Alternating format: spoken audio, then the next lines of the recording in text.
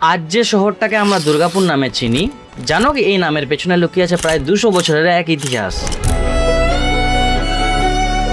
আজকের দুর্গাপুর একসময় ছিল ছোট ছোট গ্রাম, জঙ্গল আর কৃষি জমির সমাহার। এখানে আজকের মতো রাস্তা, কারখানা বা টাউনশিপ কিছুই ছিল না। স্বাধীনতার পরে ভারত সরকার একটি আধুনিক শিল্পনগরী গড়ে তোলার পরিকল্পনা করে।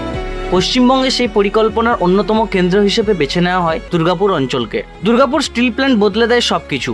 1950-এর দশকে দুর্গাপুর স্টিল প্ল্যান্ট নির্মাণ শুরু হওয়ার পর হাজার হাজার মানুষ কাজের জন্য এখানে আসতে থাকে। এরপর দ্রুত গড়ে ওঠে এই নতুন শহর। দুর্গাপুর ভারতের প্রথম দিকে পরিকল্পিত বা প্ল্যান শিল্পগুলির মধ্যে ছিল একটি। আগে থেকে রাস্তা, স্কুল, হাসপাতাল, বাজার ও শিল্পাঞ্চলের পরিকল্পনা করা হয়েছিল।